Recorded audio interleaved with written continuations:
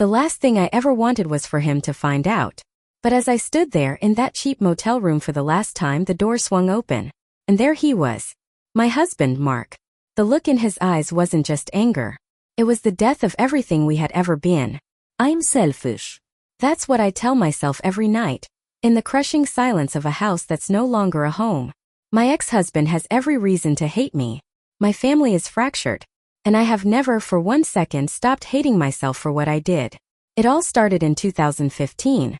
I was 39, a mother of 2 beautiful children, married to a man who loved me more than anything. And I threw it all away.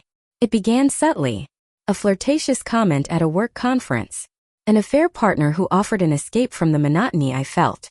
We met in secret, in sterile motel rooms that smelled of bleach and regret. I told myself it was just physical, that it didn't mean anything.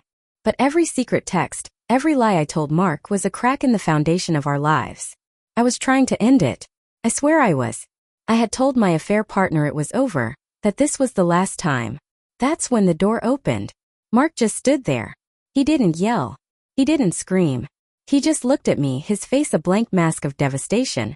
The silence was worse than any accusation.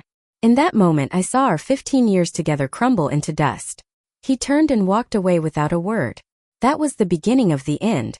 I went home to a house that felt like a tomb. Mark was already packing a bag. I tried to speak, to explain, to beg. But the words wouldn't come out. What could I say? He just looked at me, his voice cold and empty.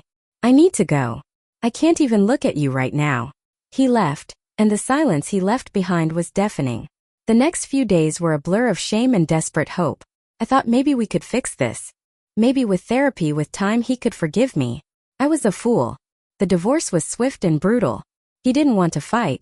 He just wanted out. He got the house, the kids, everything. I had destroyed his trust, and in doing so I had destroyed my own life.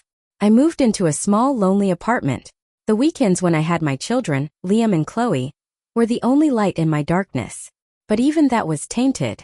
I could see the confusion and hurt in their eyes. They were too young to understand, but they knew something was broken. They knew their mother had broken it. For years, I lived in a self-imposed prison of guilt. I tried to be the best mother I could be from a distance. I sent letters to Mark, not asking for forgiveness, but just to tell him I was sorry. He never replied. I thought the worst was over. I was so wrong. Last week, I did something incredibly selfish. I posted on social media a vague, sad post about hitting rock bottom and remembering the worst moment of my life. I was craving sympathy. A single drop of it in my desert of loneliness. I didn't mention him, but anyone who knew us would know what I was talking about. A few days later I got a call. It was my daughter, Chloe. She's 18 now. Her voice wasn't angry. It was cold, filled with a kind of weary disappointment that cut deeper than any rage. Mom, I saw your post, she said. You need to stop. I started to apologize, but she cut me off. No, you need to listen. I'm calling because Dad asked me to. He saw it and he doesn't want to speak to you. He says the very sight of you sickens him. Each word was a hammer blow. I've been seeing Dad every week for the last 3 years, she continued. We've been spending time together trying to heal. So please stop fantasizing about getting back together with him. Your post last week about your worst moment was pure selfishness. To him, you are only the mother of his children. Nothing more. If you want to fix things with your kids, call me. But leave him alone. I'm selfish. That's what I tell myself every night, when the house is quiet and empty without my kids. My ex-husband has every reason to hate me. My family is broken, and I've never stopped paying the price for the day I destroyed everything. It wasn't supposed to happen. The affair was just a thing. A stupid, reckless escape that was meant to end quietly. I had already decided to break it off. I was going to end it, erase it, and go back to being the loving wife and mother everyone thought I was. My husband, Mark, was a good man. Too good. He deserved better than the lie I was living. My last meeting with my affair partner was supposed to be just that, the last.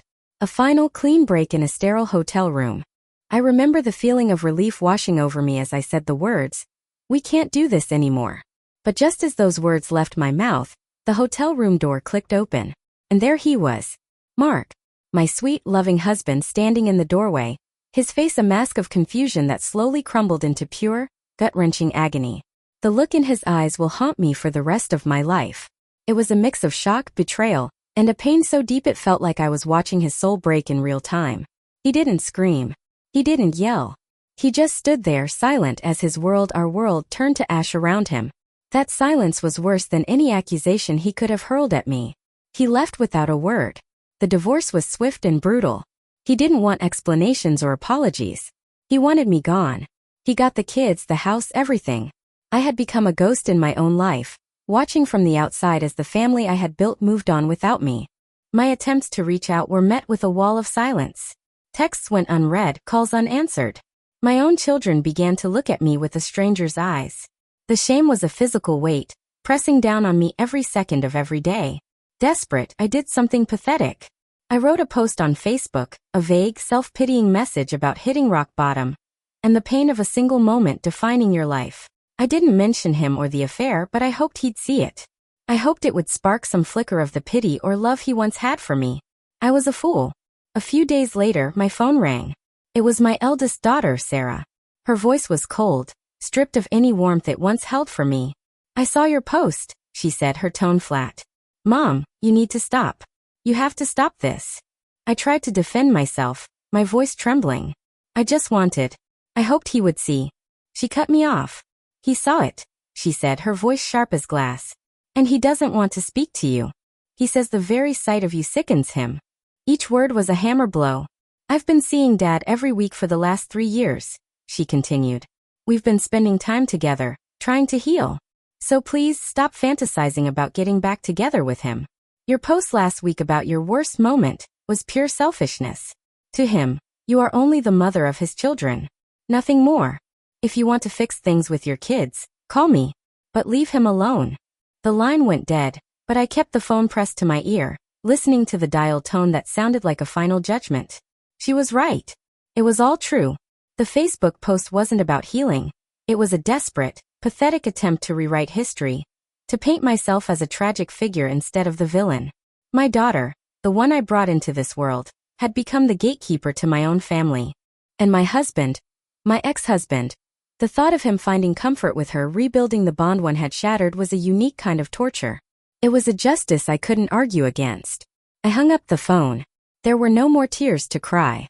There was just a hollow space where my heart used to be. I deleted the post. I deleted all the old photos. It was time to stop living in the past I had ruined and start facing the lonely future I had built, one brick of selfishness at a time. The silence in my house is no longer just quiet. It's a monument to my mistakes. It's the sound of the life I lost. Have you ever made a mistake so big it shattered your entire world? Share your story in the comments below. I read every single one, and maybe, just maybe, knowing I'm not alone in this prison I built for myself will help in some small way. And tell me, is there any way to truly recover from a betrayal like this? Or am I doomed to carry this guilt forever?